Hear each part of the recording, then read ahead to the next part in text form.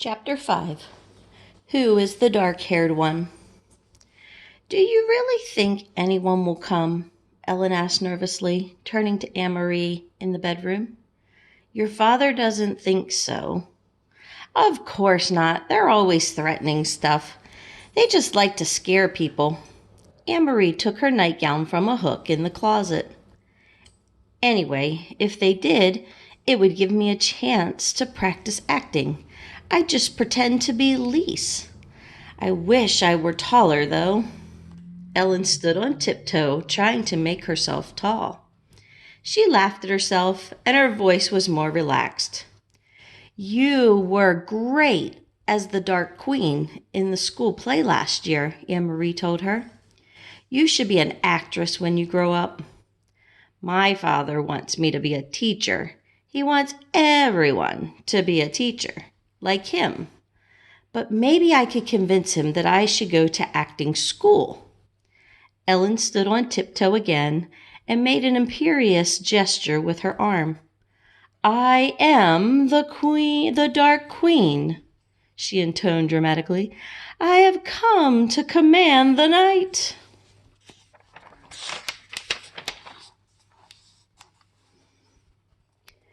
You should try saying, I am Lise Johansson, Anne-Marie said, grinning.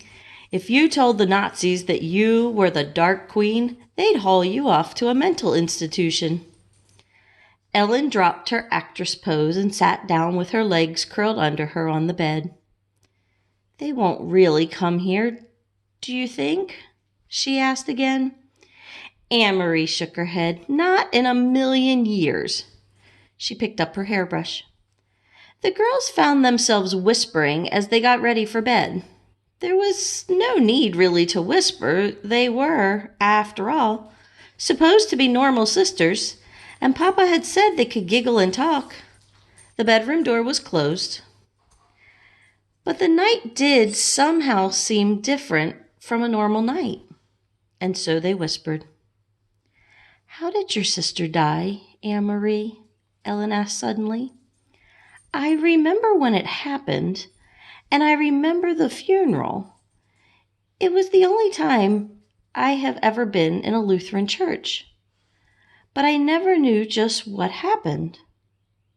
I don't know exactly, Anne-Marie confessed. She and Peter were out somewhere together, and then there was a telephone call that there had been an accident. Mama and Papa rushed to the hospital, remember? Your mother came and stayed with me and Kirsty. Kirsty was already asleep, and she slept right through everything. She was so little then. But I stayed up, and I was with your mother in the living room when my parents came home in the middle of the night, and they told me Lise had died. I remember it was raining, Ellen said sadly. It was still raining the next morning when Mama told me. Mama was crying, and the rain made it seem as if the whole world was crying. Anne-Marie finished brushing her long hair and handed the hairbrush to her best friend. Ellen undid her braids, lifted her dark hair away from the thin gold chain she wore around her neck, the chain that held the Star of David, and began to brush her thick curls. I think it was partly because of the rain. They said she was hit by a car. I suppose the streets were slippery, and it was getting dark, and maybe the driver just couldn't see, Anne-Marie went on, remembering. Papa looked so angry. He made one hand into a fist and kept pounding it into the other hand, and I remember the noise of it. Slam, slam, slam. Together, they got into the wide bed and pulled up the covers.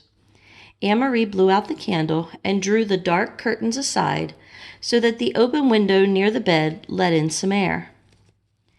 See that blue trunk in the corner? She said, pointing through the darkness. Lots of Lisa's things are in there, even her wedding dress.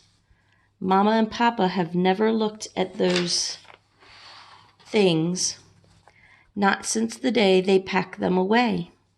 Ellen sighed. She would have looked so beautiful in her wedding dress. She had such a pretty smile. I used to pretend that she was my sister, too. She would have liked that, Anne-Marie told her. She loved you. That's the worst thing in the world, Ellen whispered, to be dead so young. I wouldn't want the Germans to take my family away, to make us live someplace else. But still, it wouldn't be as bad as being dead. Anne-Marie leaned over and hugged her. They won't take you away, she said. Not your parents either. Papa promised that they were safe, and he always keeps his promises. And you are quite safe here with us. For a while they continued to murmur in the dark, but the murmurs were interrupted by yawns. Then Ellen's voice stopped. She turned over, and in a minute her breathing was quiet and slow. Anne-Marie stared at the window where the sky was outlined, and a tree branch moved slightly in the breeze.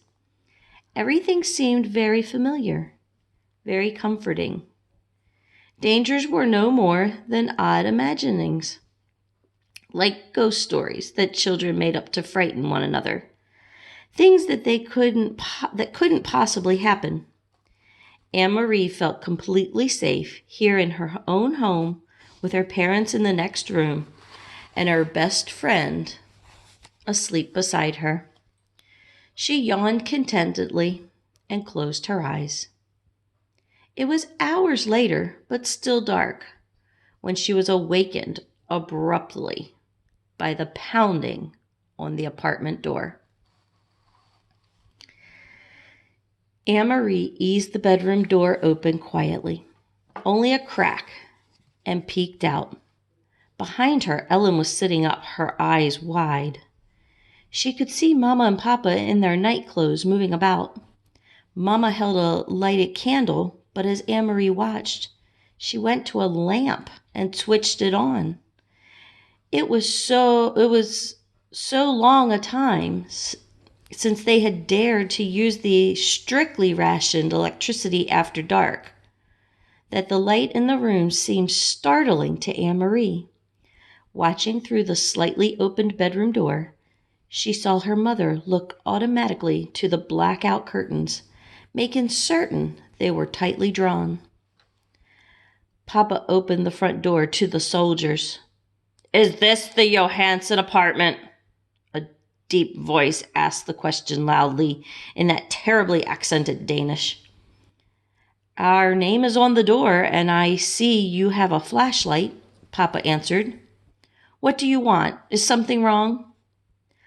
"I understand you are a friend of the neighbors, the Rosens, Mrs. Johansen," the soldier said angrily. "Sophie Rosen is my friend, that is true," Mama said quietly. "Please, could you speak more softly? My children are asleep." "Then you will be so kind as to tell me where the Rosens are." He made no effort to lower his voice. "I assume they are at home sleeping. It is 4 a.m. after all," Mama said. Anne-Marie heard the soldier stalk across the living room toward the kitchen.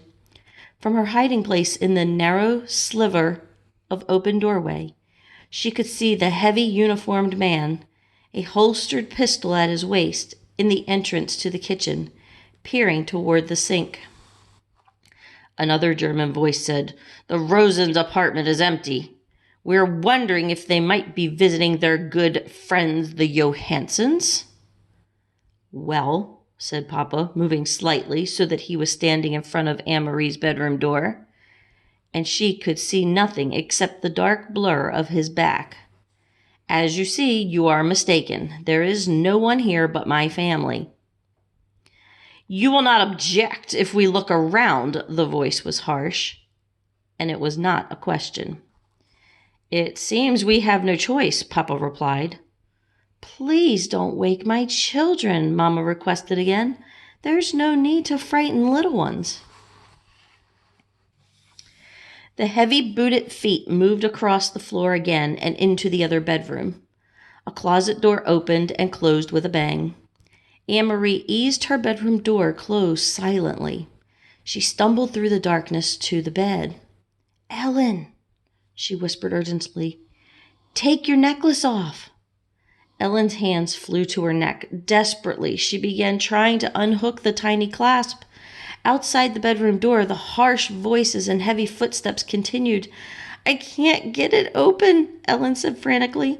"I never take it off. I can't even remember how to open it." Anne-Marie heard a voice just outside the door. "What's in here?" "Shh," her mother replied. "My daughter's bedroom. They are sound asleep." "Hold still," Anne-Marie commanded. "This will hurt." She grabbed the little gold chain, yanked with all her strength, and broke it. As the door opened and light flooded into the bedroom, she crumpled it into her hand and closed her fingers tightly. Terrified, both girls looked up at the 3 Nazi officers who had entered the room. One of the men aimed a flashlight around the bedroom. We went to the closet and looked inside. Then, with a sweep of his gloved hand, he pushed to the floor several coats and a bathrobe that hung from the pegs on the wall. There was nothing else in the room except a chest of drawers, the blue decorated trunk in the corner, and a heap of Kirsty's dolls piled in a small rocking chair. The flashlight beamed, touching each thing in turn. Angrily, the officer turned toward the bed. "Get up," he ordered. "Come out here." Trembling, the 2 girls rose from the bed and followed him, brushing past the 2 remaining officers in the doorway to the living room. Anne-Marie looked around. These 3 uniformed men were different from the ones on the street corners.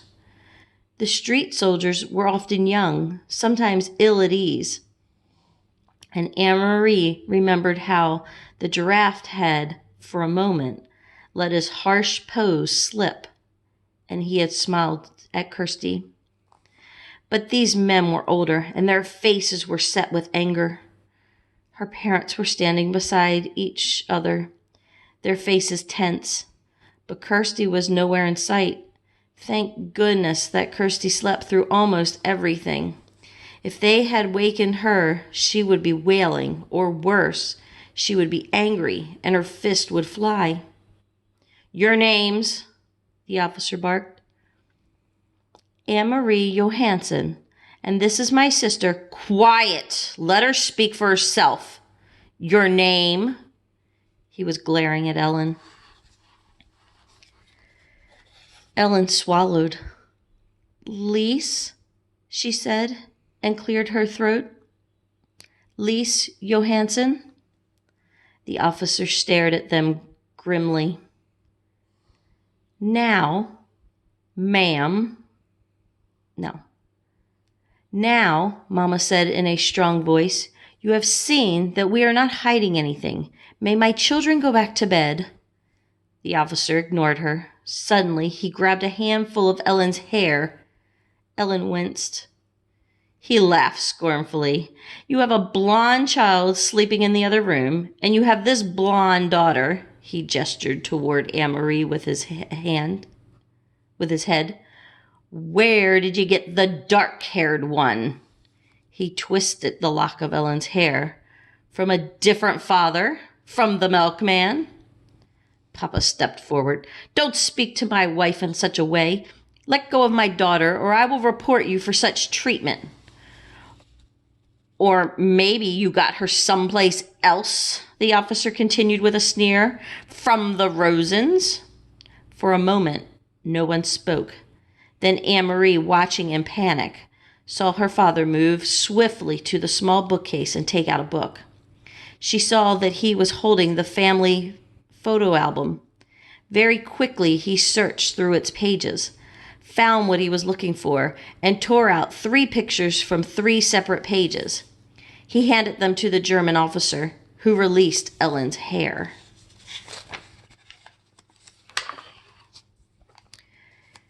"You see each of my daughters, each with her name written on the photograph," Papa said. Anne-Marie knew instantly which photos he had chosen. The album had many snapshots, all poorly focused pictures of school events and birthday parties. but it also contained a portrait taken by a photographer of each girl as a tiny infant. Mama had written in her delicate handwriting the name of each baby daughter across the bottom of these photographs. She realized, too, with an icy feeling, why Papa had torn them from the book. At the bottom of each page, below the photograph itself, was written the date, and the real Lise Johansen had been born 21 years earlier. Kirsten Elizabeth, the officer read, looking at Kirsty's baby picture. He let the photograph fall to the floor. Anne-Marie, he read next, glared at her, and dropped the second photograph. Lise Marguerite, he read finally, and stared at Ellen for a long time, unwavering moment. In her mind, Anne-Marie pictured the photograph that he held. The baby, wide-eyed, propped against a pillow, her tiny hand holding a silver teething ring, her bare feet visible below the hem of an embroidered dress, the wispy curls, dark. The officer tore the photograph in half and dropped the pieces on the floor. Then he turned the heels of his shiny boots, grinding into the pictures, and left the apartment. Without a word, the other two officers followed. Papa stepped forward and closed the door behind him. Anne-Marie relaxed her clenched fingers of her right hand, which still clutched Ellen's necklace. She looked down and saw that she had imprinted the Star of David into her palm.